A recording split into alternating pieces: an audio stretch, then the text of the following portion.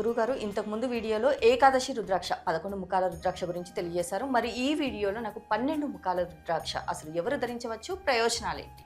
ద్వాదశముఖి రుద్రాక్ష 12 ముఖాల యొక్క రుద్రాక్ష ధరించటము వలన ఏమిటి అంటే, సర్వము అన్ని రకాలుగా యోగవంతముగా ప్రతిదీ కూడా అన్ని రకాల యోగాలు కలగాలి అని అనుకున్నప్పుడు ఇది కావాలి ఇది వద్దు అనేటువంటిది కాదు.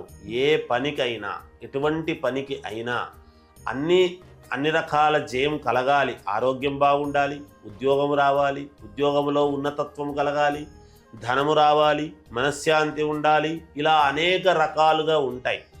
అన్ని రకాల ప్రాధాన్యత కలిగినటువంటిది 12 ముఖాల యొక్క రుద్రాక్ష.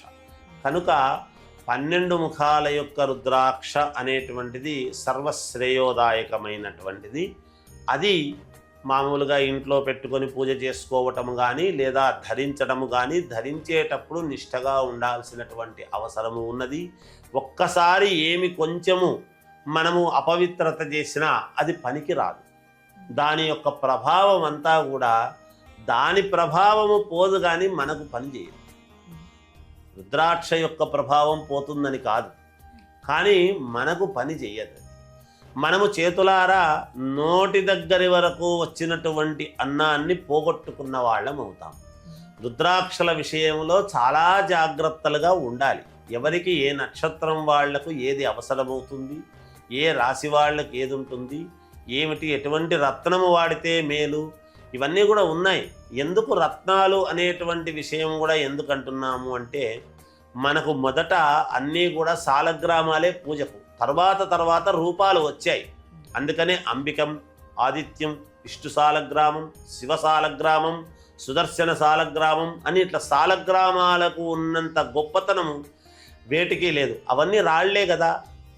ఆ రాళ్లే మనం ఒక్కొక్క నవగ్రహాలకు సంబంధించినటువంటి రాళ్ళు కూడా ఉత్తమమైనటువంటివి, ఏదైతే మనము ఉత్తమ జాతి రత్నాలు అని అంటాం.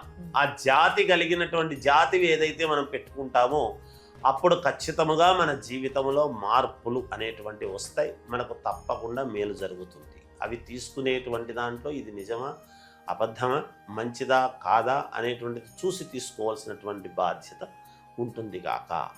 జయోస్తు.